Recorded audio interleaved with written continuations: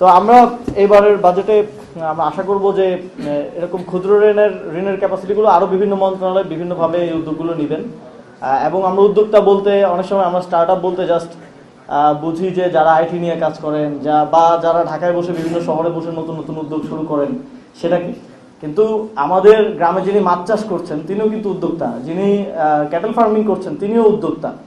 এবং ওই মার্কেটটা আমাদের শহরের বা আইটি সেক্টর বা এই স্টার্ট আপগুলোর ওই থেকে ওই মার্কেটটা অনেক বিশাল, অনেক বড়।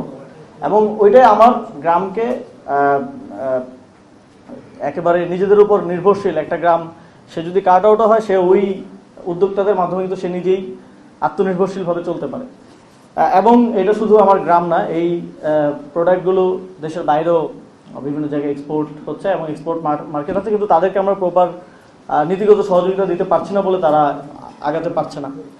তো এই ক্ষুদ্র ঋণটা বেশি ইফেক্টিভ এবং এটার সুযোগ আরও বৃদ্ধি করা উচিত। এটা যেহেতু প্রমাণিত হয়েছে বিভিন্ন ক্ষেত্রে, আমাদের সাধারণত আমরা দেখি যে অ্যাসালম 22,000 কোটি টাকা ঋণ নিয়েছে। এই 22,000 কোটি টাকা যদি আপনি ঋণ দেন তাহলে আপনি আমার মনে হয় 5 লাখ তরুণকে দিতে পারবেন, আরও বেশি দিতে পারবেন। এবং তাদের মধ্যে কিন্তু এটা ফেরত দেওয়ার যেই স্ট্যাটিস্টিক্স ওটা অনেক বেশি। এবং তারাও যখন ইকোনমিতে অংশগ্রহণ করছেন এবং ইকোনমিটাকে মোবিলাইজ করছেন, তারা যখন বিভিন্ন উদ্যোগের মাধ্যমে আমার দেশের জিডিপি কিন্তু বাড়ছে এবং আমার ইকোনমিটা বড় হচ্ছে। তো এটা গুরুত্বপূর্ণ। আরেকটা হচ্ছে, যদিও একটু আউট অফ দ্য টপিক কিন্তু বলা প্রয়োজন, আমরা একটা ড্রাফট আইন আমাদের একটু হাতে এসেছে। এটা হচ্ছে অনলাইন ব্যাটিং বন্ধের জন্য সরকার একটা আইন করতে যাচ্ছে। এটা ড্রাফট পর্যায়ে আছে, এটা হয়তো সংসদে আলোচনা হবে, ক্যাবিনেটে আলোচনা হবে। তো এই ড্রাফটে কি আছে, অনলাইন ব্যাটিং, আমি একটু বলে রাখি ব্যাকগ্রাউন্ডটা। 2025 সালের আগ পর্যন্ত এটার কোনো আইনি আসলে স্ট্রাকচার ছিল না। অন্তর্বর্তী সরকারের সময় সাইবার সিকিউরিটি অ্যাক্টে যখন পরিবর্তন আনা হয় তখন সেখানে অনলাইন ব্যাটিংকে অপরাধ হিসেবে চিহ্নিত করা হয় এবং এটার জন্য 2 বছরের শাস্তি এবং 1 কোটি টাকা পর্যন্ত জরিমানা, এটা হচ্ছে শাস্তি নির্ধারণ করা হয়েছিল। তো আমরা কিছুদিন আগে শুনলাম স্বরাষ্ট্রমন্ত্রী তিনি বলছেন যে পর্যাপ্ত আইনি কাঠামো নাই অনলাইন ব্যাটিং বন্ধ করার জন্য। ওকে, গুড, অনলাইন ব্যাটিং বন্ধ করতে আমরা এখানে শতভাগ মানুষ চাই, কিন্তু এই আইনে কিছু ক্লজ যেটা আমরা দেখেছি সেটা আমাদেরকে শঙ্কার মধ্যে ফেলে দিয়েছে। এই আইন অনুযায়ী পুলিশ যে কোনো সময় ওয়ারেন্ট ছাড়া আপনার ঘরে ঢুকতে পারবে, আপনার জিনিসপত্র চেক করতে পারবে, আপনার ডিজিটাল ডিভাইস চেক করতে পারবে, ওয়ারেন্ট ছাড়া আপনাকে ধরে নিয়ে যেতে পারবে। এবং এই আইনের যে শাস্তি, এই আইনটা হচ্ছে এই আইনে যদি কেউ অ্যারেস্ট হয় সে অজামিনযোগ্য অপরাধ হিসেবে এটা বিবেচিত হবে। এবং এই আইনের শাস্তি যে কোনো ম্যাজিস্ট্রেটই শাস্তি দিয়ে দিতে পারবেন। এবং আরেকটা ক্লজ আছে যে আমাদের প্রত্যেকেরই নাগরিক অধিকার এবং নাগরিক প্রাইভেসি রক্ষার জন্য একটা আইন আছে। তো এই আইনে বলা আছে যে ওই আইনে যাহা কিছুই থাকুক না কেন এই আইনের শক্তিটাই প্রাধান্য পাবে।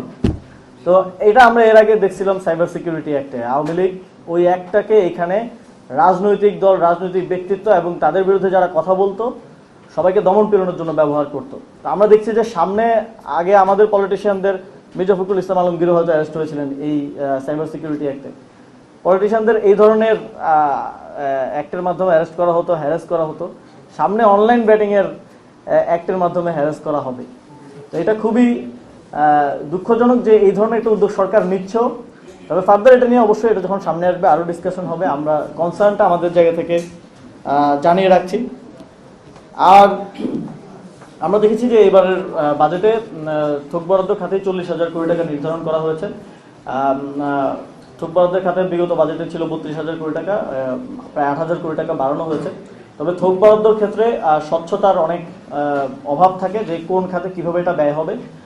এবং এই প্রশ্নটা এই সরকারের সময় আমাদের আরও বেশি করতে হয়, কারণ আমরা রমজানের ঈদে দেখেছি যে গরিবকে যেই টাকা দেওয়ার কথা এমপিদের, ওই যে প্রধান উপদেষ্টার প্রধানমন্ত্রীর কল্যাণ তহবিল থেকে যে অর্থটা এমপিদেরকে দেওয়া হয়েছে এলাকার দুস্থ মানুষদেরকে দেওয়ার জন্য, সেটা বিভিন্ন খামে করে ছাত্রদল নেতাদেরকে সালামি দেওয়া হয়েছে।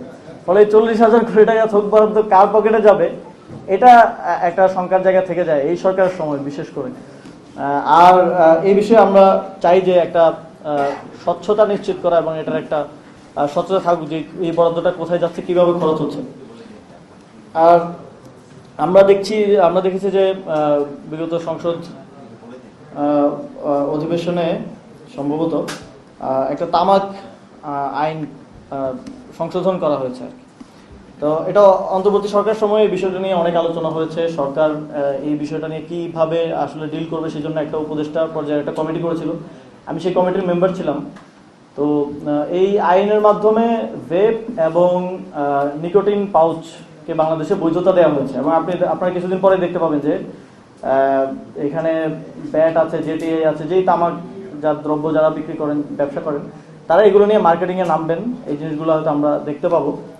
তবে একটা জায়গায় আমি একটু বলতে চাই, প্রথমত এটা তো আমাদের তরুণ প্রজন্মের জন্য ক্ষতিকর, আর দ্বিতীয়ত হচ্ছে যখন আমি ওই কমিটির মেম্বার ছিলাম তখন এই যে আমি বিভিন্ন প্রতিষ্ঠানের নাম দিলাম এবং এর বাইরেও আরও অনেক প্রতিষ্ঠান আছে, সবার কাছে তারা ওই কমিটির প্রত্যেক মেম্বারের কাছে তারা গিয়েছে।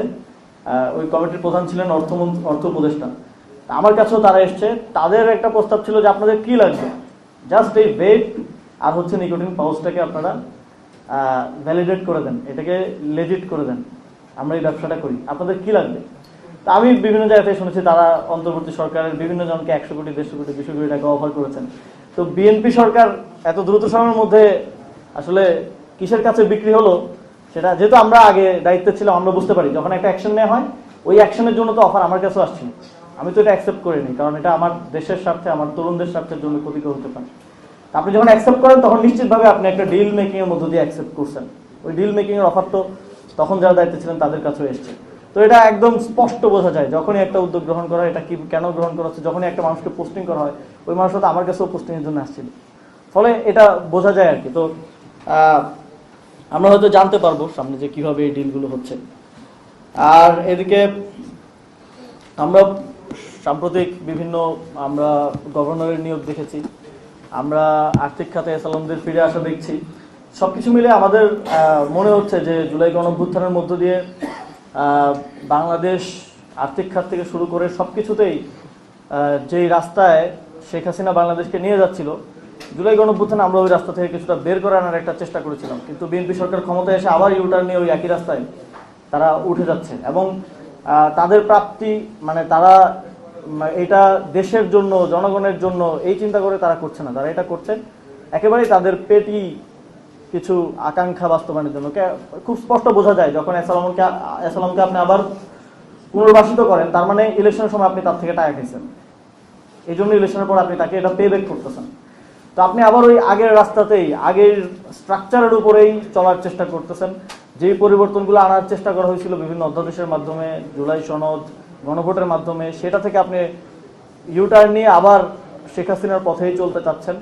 তো ফলে আমরা যেই এক দফা দাবি দিয়েছিলাম যে শেখ হাসিনার পতন এবং ফ্যাসিবাদী ব্যবস্থার বিলোপ, ওই প্রথম পতনটা হয়েছে, ব্যবস্থার বিলোপটা হয় না। ওই ব্যবস্থার উপরে আপনারা এসে বসে গেছেন। তো আমাদের ওই গণঅভ্যুত্থানের ট্রেন তো ছেড়ে দিছে, এই ট্রেন তো আর পিছনের দিকে যাবে না, এটা তো পেছনের দিকে যাওয়ার কোনো সুযোগ নেই, এটা সামনের দিকেই যাবে।